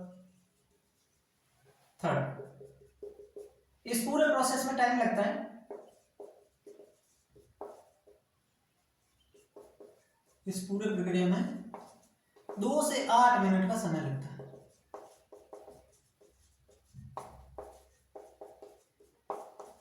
ये प्रोसेस है, नॉर्मल सा प्रोसेस है। सबसे पहले आपका टिश्यू डैमेज हुआ, जैसे ही टिश्यू डैमेज हो जाएगा ये थ्रोम्बोप्लास्टिन को एक्टिव करेगा, जो फैक्टर नंबर 3 है। यहां सबसे पहले Ca+2 हर जगह आपका आवश्यक होता है, जो फैक्टर नंबर 4 है, ठीक है। और थ्रोम्बोप्लास्टिन फैक्टर नंबर 3 को एक्टिवेट करेगा सबसे पहले जैसे ही टिश्यू डैमेज होगा। अब ये थ्रोम्बोप्लास्टिन क्या करेगा, आपके फैक्टर नंबर 10 को एक्टिवेट करेगा, फिर फैक्टर नंबर 10 थ्रोम्बोकाइनेज को एक्टिवेट करेगा। ये थ्रोम्बोकाइनेज प्रोथ्रोम्बिन को थ्रोम्बिन में बदलेगा, प्रोथ्रोम्बिन को थ्रोम्बिन में बदलेगा, और थ्रोम्बिन जो है ये फाइब्रिनोजन को फाइब्रिन में बदल देगा। फाइब्रिन मतलब जाल, और आपका थक्का भी क्या होता है, एक तरीके से जालीनुमा संरचना होती है, यानी कि फाइब्रिन वहां पे आ जाते हैं। तो ये पूरा प्रोसेस है रक्त स्कंदन प्रक्रिया में, जो आपको समझना, ठीक है। ये चीजें आपको ध्यान में रखनी। अब देखो, अब रक्त का थक्का बन गया, अब उस थक्के को तोड़कर वापस थक्का टूटता तो भी है, उसको कहते हैं फाइब्रोलाइसिस। रक्त के थक्के को तोड़कर हटाने की जो प्रक्रिया है, तोड़कर हटाने की प्रक्रिया क्या कहलाती है, फाइब्रोलाइसिस कहलाती है, फाइब्रोलाइसिस, ठीक है। और यहां पे जो एंजाइम चाहिए वो चाहिए स्ट्रेप्टोकाइनेज, ठीक है। तो ये भी आप याद रख लेना कि रक्त के थक्के को तोड़कर हटाने की जो प्रक्रिया होती है उसको फाइब्रोलाइसिस कहते हैं। और इसमें जो एंजाइम आवश्यक होता है या सहायता करता है वो कौन सा हो जाएगा, स्ट्रेप्टोकाइनेज, जो स्ट्रेप्टोकोकाई बैक्टीरिया से प्राप्त होता है। आनुवंशिक अभियांत्रिकी द्वारा, जेनेटिक इंजीनियरिंग द्वारा इसको एंजाइम को प्राप्त किया जाता है। तो रक्त स्कंदन प्रक्रिया, आपको एक बार फिर से मैं समझाऊं, रक्त स्कंदन प्रक्रिया का मतलब है रक्त का थक्का बनना। कैसे थक्का बनता है उस प्रोसेस को हम समझेंगे। तो सबसे पहले मैंने कहा कि रक्त स्कंदन का जो काम है वो हमारे प्लाज्मा के अंदर जो स्कंदन कारक पाए जाते हैं वो करते हैं। जैसे ही कोई टिश्यू डैमेज हुआ, वो सबसे पहले वो थ्रोम्बोप्लास्टिन को एक्टिवेट करेगा। थ्रोम्बोप्लास्टिन जो है वो फिर फैक्टर नंबर 10 को एक्टिवेट करेगा, या फिर आप सीधा भी इसको स्किप कर सकते हैं कि थ्रोम्बोप्लास्टिन से थ्रोम्बोकाइनेज एक्टिव होगा, और थ्रोम्बोकाइनेज आपका प्रोथ्रोम्बिन को थ्रोम्बिन में बदलेगा, और थ्रोम्बिन जो है वो फाइब्रिनोजन को फाइब्रिन में बदलेगा। और ये जो फाइब्रिन है, यही फाइब्रिन क्या होता है, रक्त का जाल बना देता है। जालनुमा संरचना होती है, जालनुमा संरचना का निर्माण कर देता है। उसी को अपन क्या कहते हैं, थक्का बन गया, जिससे खून क्या होता है, बाहर आना बंद हो जाता है। ठीक है, ये फाइब्रिन वहां पे जमा हो जाते हैं। ये पूरी रक्त स्कंदन प्रक्रिया थी जो अपन को समझनी थी। समझ आई इतनी बातें? ठीक है, चलो बेटा इसको। ठीक, अब अपन पढ़ेंगे ब्लड ग्रुप सिस्टम। अब अपन को ब्लड ग्रुप सिस्टम पढ़ना है कि ब्लड ग्रुप सिस्टम क्या होता है। आप सबको पता है मनुष्य के अंदर दो प्रकार के ब्लड ग्रुप सिस्टम पाए जाते हैं, एक एबीओ ब्लड ग्रुप सिस्टम और एक आरएच ब्लड ग्रुप सिस्टम। एक एबीओ और एक आरएच ब्लड ग्रुप सिस्टम। पहले अपन एबीओ ब्लड ग्रुप सिस्टम पढ़ेंगे, फिर आरएच वाला पढ़ेंगे। एबीओ ब्लड ग्रुप सिस्टम, दो चीज होती है, एक होता है एंटीजन और एक होती है एंटीबॉडी। इन दोनों चीजों पे सब कुछ डिपेंड है। मुख्यतः अगर बात करूं एंटीजन की, तो ये आरबीसी की सतह पर पाए जाने वाले विशेष प्रकार के ग्लाइकोप्रोटीन होते हैं। आरबीसी की, एंटीजन की परिभाषा लिख रहा हूं, आरबीसी की सतह पर पाए जाने वाले विशेष प्रकार के ग्लाइकोप्रोटीन होते हैं, विशेष प्रकार के ग्लाइकोप्रोटीन होते हैं। तो एंटीजन क्या होता है, आरबीसी की सतह पर पाए जाने वाले विशेष प्रकार के ग्लाइकोप्रोटीन होते हैं, उसको अपन क्या कहते हैं, एंटीजन कहते हैं। अब एबीओ ब्लड ग्रुप सिस्टम है ना, इसमें दो एंटीजन पाए जाते हैं, इसमें दो एंटीजन पाए जाते हैं, और वो दो एंटीजन कौन से हैं, antigen A and antigen B. ये दो प्रकार के एंटीजन होते हैं। ठीक है, दो प्रकार के एंटीजन इसके अंदर पाए जाते हैं। अब अपन देखते हैं कि एबीओ ब्लड ग्रुप सिस्टम में कौन कौन से ब्लड ग्रुप होंगे, कौन कौन से ब्लड ग्रुप हो सकते हैं। तो ब्लड ग्रुप चार प्रकार के हो सकते हैं, ए, बी, ए बी और ओ। ये चार प्रकार के ब्लड ग्रुप हो सकते हैं। इतनी बातें आपको भी पता है, ब्लड ग्रुप चार प्रकार के। अब यहाँ पे पॉजिटिव नेगेटिव की बात हम नहीं कर रहे, क्योंकि वो बात आएगी जब अपन बात करेंगे आरएच फैक्टर की, तो उस समय वो पॉजिटिव नेगेटिव की बातें आएंगी। अभी हम एबीओ ब्लड ग्रुप सिस्टम बात कर रहे हैं, तो इसमें पॉजिटिव नेगेटिव की बात नहीं होती। ब्लड ग्रुप या तो ए बी ए बी ओ, इन चारों में से होगा, A positive, A negative, B positive, B negative. ये सारी बातें तब आती है जब Rh positive factor, Rh factor काम आता है। ठीक है, यहाँ पे अपन आरएच ब्लड ग्रुप सिस्टम अलग से पढ़ेंगे। तो ब्लड ग्रुप ये हो सकते हैं। अब एक चीज हमें इधर पढ़नी है, एंटीजन कौन सा है इसके अंदर, एंटीबॉडी कौन सी है, इसके अंदर दाता ग्रुप कौन कौन हो सकता है, दाता समूह, और ग्राही समूह कौन कौन से हो सकते हैं। ये ध्यान से समझना है। ये सारणी यहाँ पे मैं बनाऊंगा, इस टेबल को ध्यान से समझ लो। एबीओ ब्लड ग्रुप सिस्टम का कोई सवाल गलत नहीं होगा। सबसे पहले कौन सा ब्लड ग्रुप है, ये डिपेंड करता है एंटीजन पे। जो एंटीजन हमारे आरबीसी पे पाई जाती है वही ब्लड ग्रुप हमारे अंदर होता है। ठीक है, तो अगर हमारे अंदर ब्लड ग्रुप ए है, इसका मतलब हमारे पास एंटीजन कौन सा है, ए। अगर एंटीजन बी है तो इसका मतलब blood group B. Antigen A भी है, एंटीजन बी भी है, तो ब्लड ग्रुप ए बी। और कोई एंटीजन नहीं है, इसका मतलब ब्लड ग्रुप 0 ओ, है ना। एंटीबॉडी एक विशेष बात ध्यान रखना, जो एंटीजन हमारे शरीर में होती है उसके विपरीत प्रकार की एंटीबॉडी हमारे शरीर में पाई जाती है। समान प्रकार की एंटीबॉडी नहीं बन सकती। क्यों, इसका रीजन अपन आगे समझेंगे। तो अगर एंटीजन ए है तो यहाँ पे एंटीबॉडी बी होगी, एंटीबॉडी बी, यहाँ पे एंटीबॉडी ए होगी। यहाँ पे तो दोनों ही प्रकार के एंटीजन है, यानी कि यहाँ पे कोई एंटीबॉडी नहीं होगी, और यहाँ पे कोई एंटीजन नहीं है, यानी कि यहाँ पे एंटीबॉडी ए भी होगी और एंटीबॉडी बी भी होगी। इतनी बातें समझ में आई? सिंपल सा बात है, जो आपका ब्लड ग्रुप है वही आपका एंटीजन है और उसकी ऑपोजिट एंटीबॉडी है। मान लो आपका ब्लड ग्रुप बी है, इसका मतलब आपके अंदर एंटीजन बी है और एंटीबॉडी ए है। मान लो आपका ब्लड ग्रुप ओ है, इसका मतलब आपके अंदर कोई एंटीजन नहीं है। ब्लड ग्रुप डिसाइड करता है एंटीजन, जो एंटीजन आपके अंदर है वही आपका ब्लड ग्रुप है और उसकी ऑपोजिट पाई जाती है एंटीबॉडी, जो आप सारणी से देख सकते हैं। अब यहां पे मैंने लिखा है दाता समूह, यानी कि इसको कौन कौन ब्लड दे सकता है। दाता समूह, ए को ब्लड कौन कौन दे सकता है। ग्राही समूह, यानी कि इससे ब्लड कौन कौन ले सकता है। इन चीजों को समझने के लिए एक चीज मैं यहां पे और बता दूं आपको, एक होता है सार्वत्रिक दाता, सार्वत्रिक दाता होता है O नेगेटिव, एक होता है सार्वत्रिक ग्राही। अभी पॉजिटिव नेगेटिव की तुम नहीं जाना, लेकिन मैंने लिखा दिया, वो होता है AB पॉजिटिव, यानी कि सार्वत्रिक दाता O माइनस और सार्वत्रिक ग्राही AB पॉजिटिव, ये होता है। अब यहाँ पे तुम्हें सिर्फ इतना समझना है कि O सार्वत्रिक दाता है, मतलब ये सबको ही दे सकता है, यानी कि O तो सबके अंदर ही है, इधर भी O, इधर भी O, इधर भी O, इधर भी O, और ए बी ग्राही समूह, ए बी सबसे ले सकता है, तो ग्राही समूह A B, A B, A B, A B. बताओ इसमें कोई डाउट, बताओ इसमें कोई डाउट? भाई ओ दाता समूह, इसको कौन दे सकता है? ओ सार्वत्रिक दाता होता है, सबको दे सकता है, तो ये सबको दे रहा है।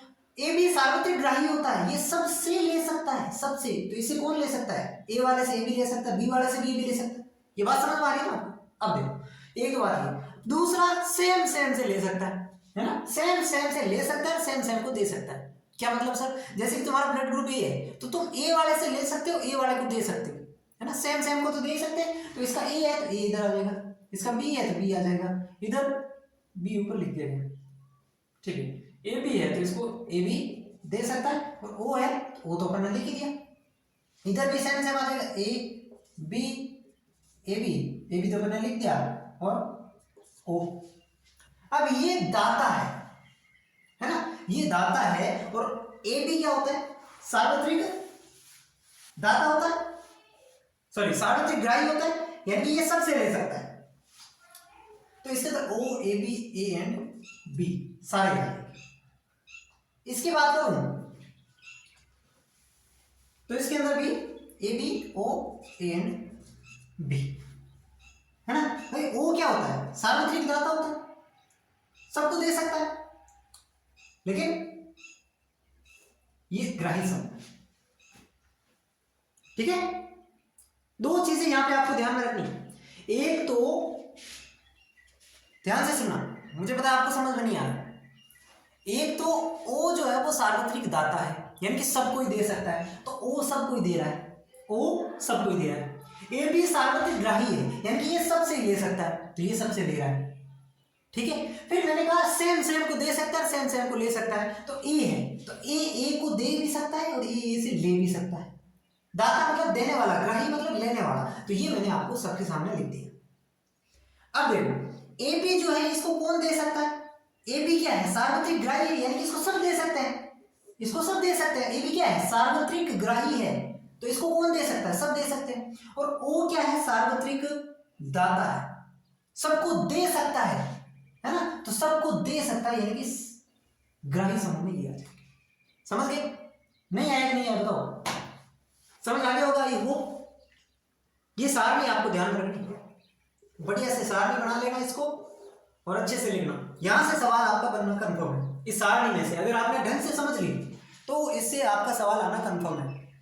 ब्लड ग्रुप ए में कौन सा एंटीजन होगी, कौन सी एंटीबॉडी होगी, ब्लड ग्रुप ए वाले को कौन कौन दे सकता है और इससे कौन कौन ले सकता है, ये सारी चीजें। सार्वत्रिक दाता कौन है और सार्वत्रिक ग्राही कौन है, ये भी आप याद रख लेना, ठीक है।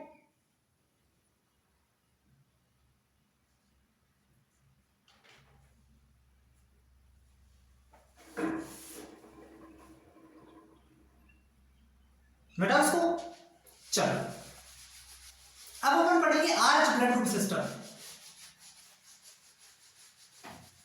RH blood group system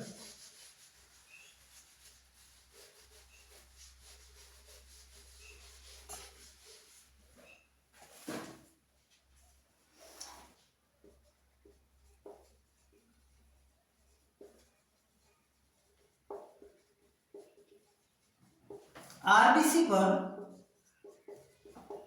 antigen ए व बी के अलावा एक अन्य एंटीजन और पाया जाता है,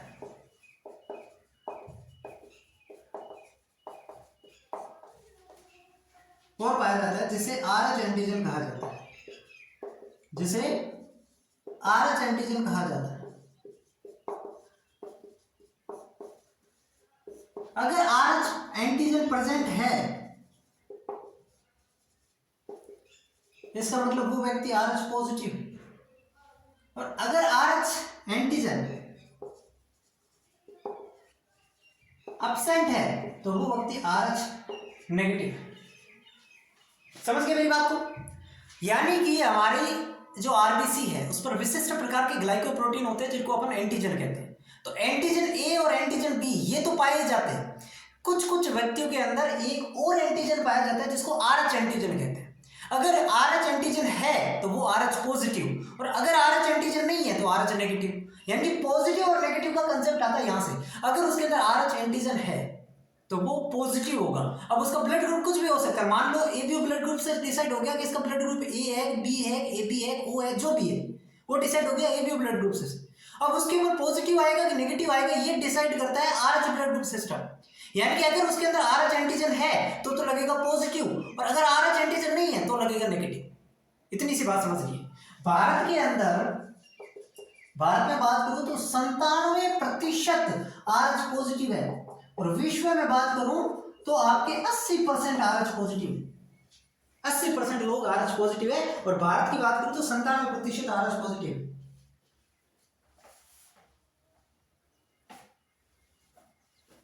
ठीक है,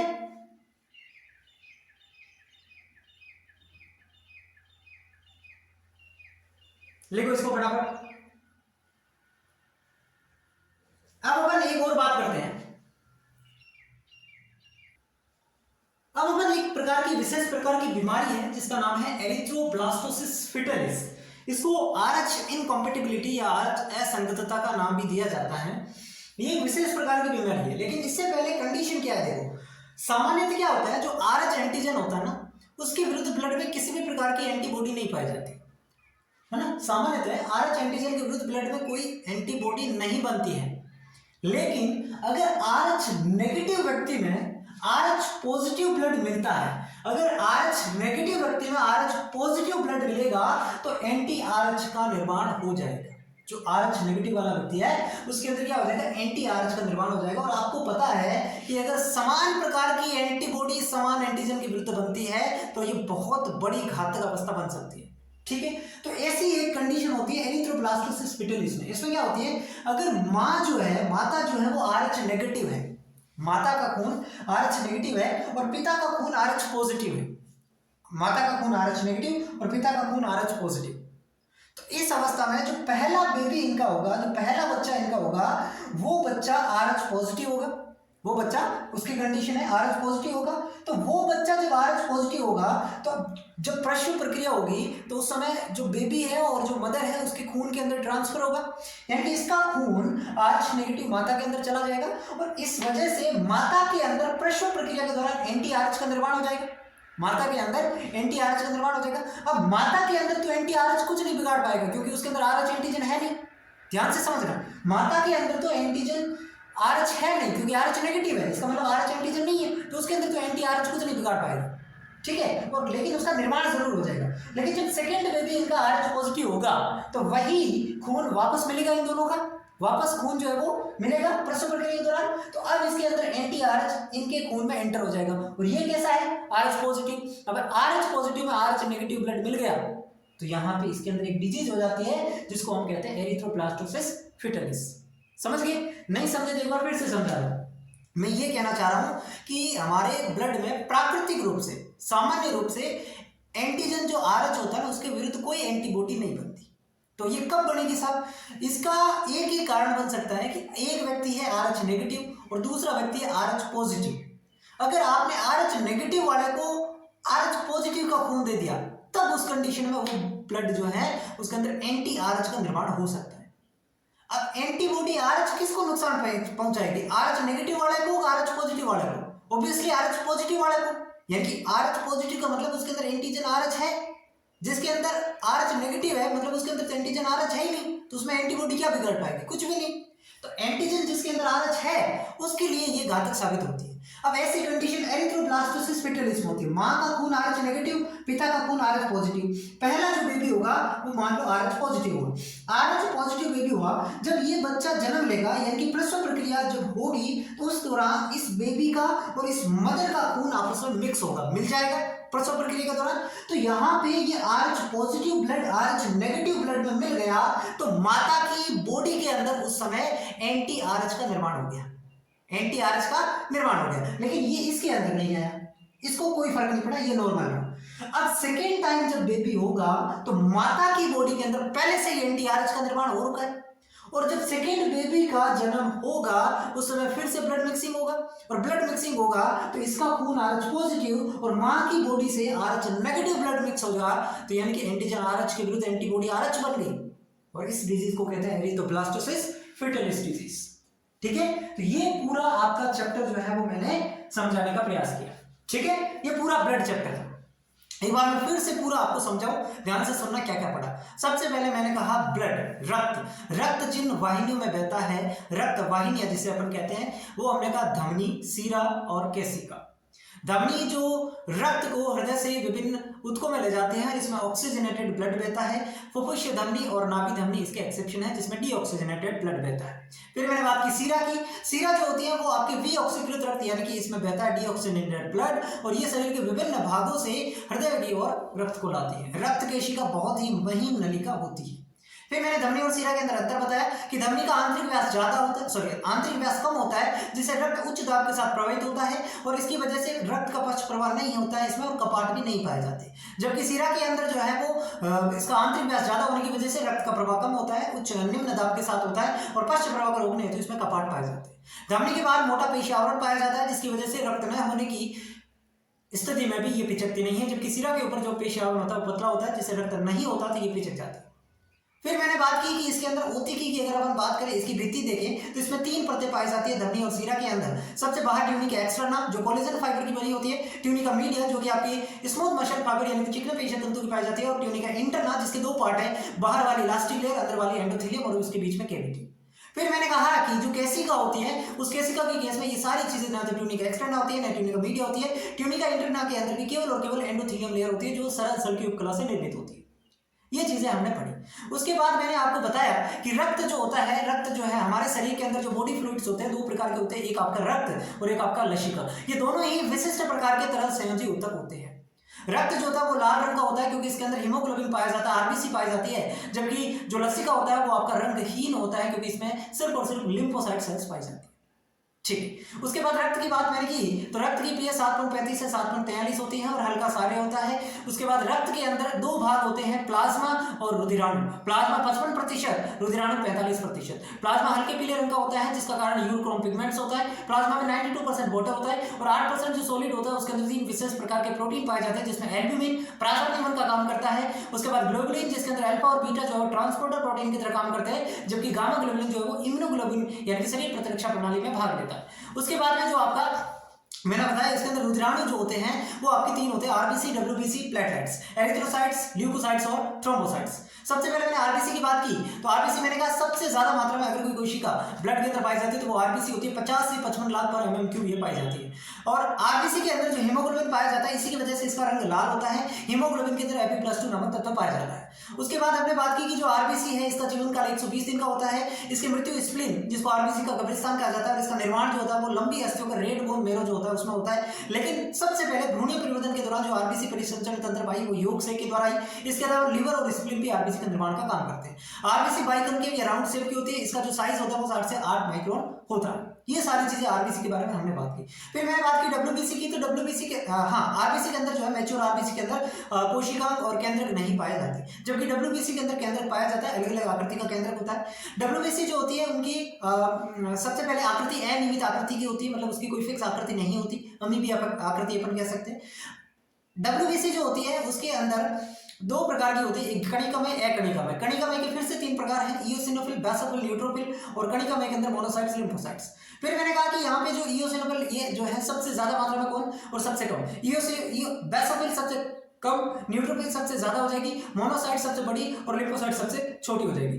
फिर इनकी काम क्या है वो मैंने बात कर दी कि इओसिनोफिल जो होती है एलर्जी रिएक्शन भाग लेती है, एंटी हिस्टामिन रिलीज करती है। बेसोफिल जो होती है आपकी एंटी एलर्जी सॉरी इसके अंदर ये हिस्टामिन रिलीज करती है, शोधकारी इन्फ्लेमेटरी रिएक्शन में भाग लेती है। फिर मोनोसाइट्स और न्यूट्रोफिल दोनों ही आपकी शामिल प्रकृति के जो मैक्रोफेगोसाइट सेल्स होती है। और उसके बाद हमने बात की लिम्फोसाइट्स की, तो ये शरीर प्रतिरक्षा प्रणाली भाग लेती है, एंटीबॉडी का निर्माण करती है। ठीक है, उसके बाद में हमने बात की प्लेटलेट्स की, तो इसका निर्माण भी जो रेड बोन मेरो होता है उसके अंदर एक विशेष प्रकार की सेल होती है मेगाकैरियोसाइटिक सेल्स, उसके विखंडन से इसका निर्माण होता है। और प्लेटलेट्स के अंदर विभिन्न प्रकार के स्कंदन कारक पाए जाते हैं जो रक्त स्कंदन प्रक्रिया में भाग लेते हैं।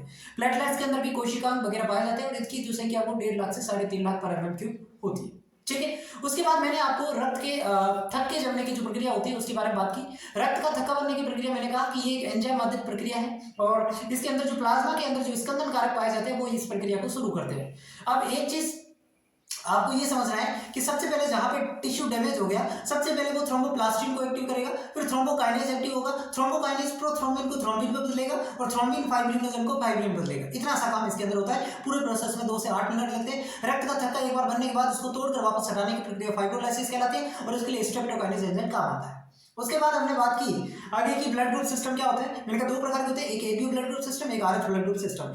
एबीओ एंटीजन और एंटीबॉडी 2 चीज इसमें हमने देखी। एंटीजन क्या होता है, आरबीसी के ऊपर विशेष प्रकार के ग्लाइकोप्रोटीन होते हैं जिसको अपन एंटीजन कहते हैं। और ये एबीओ ब्लड ग्रुप सिस्टम में 2 एंटीजन मिलते हैं, एंटीजन ए, एंटीजन बी। फिर अब 4 प्रकार के ब्लड ग्रुप हमने पढ़े, ए, बी, एबी और ओ। इसके अंदर कौन सा एंटीजन है, कौन सा एंटीबॉडी है, वो हमने देख लिया कि जो एंटीजन है वही उसका ब्लड ग्रुप होगा और उसकी जस्ट अपोजिट एंटीबॉडी होगी। फिर हमने कहा कि इसके अंदर डोनर्स ग्रुप यानी कि दाता ग्रुप कौन है और आपके ग्राही समूह कौन है। तो दाता ग्रुप और ग्राही समूह के अंदर मैंने 2 चीज आपको ध्यान में रखने को कहा। पहली चीज, जो जैसा ग्रुप है उसको वो उसको दे सकता है और उससे ले भी सकता है। एग्जांपल के समझिए मेरा ब्लड ग्रुप ए है तो मैं ए ब्लड ग्रुप वाले को दे भी सकता हूं और ए वाले से ले भी सकता हूं। तो ये चीज समझ आ गई। दूसरी मैंने कहा कि सार्वत्रिक दाता ओ नेगेटिव और सार्वत्रिक ग्राही ए बी पॉजिटिव। तो इस आधार पर हमने इसके अंदर पूरी सारणी को समझा। फिर आरएच पॉजिटिव और आरएच नेगेटिव हमने समझा कि आरबीसी के ऊपर एक और एंटीजन होता है जिसको अपन आरएच एंटीजन कहते हैं। वो अगर मिलता है तो पॉजिटिव आरएच पॉजिटिव कहलाएगा और नहीं मिलता है तो आरएच नेगेटिव कहलाएगा। फिर हमने कहा कि अगर आरएच नेगेटिव व्यक्ति में आरएच पॉजिटिव ब्लड मिला दिया जाता है तो उससे आरएच एंटी आरएच का निर्माण हो जाता है, एंटीबॉडी आरएच का निर्माण हो जाता है। और इसके अंदर एक विशेष प्रकार की डिजीज भी हमने देखी, एरिथ्रोब्लास्टोसिस फेटालिस। ये ब्लड का पूरा प्रोसेस।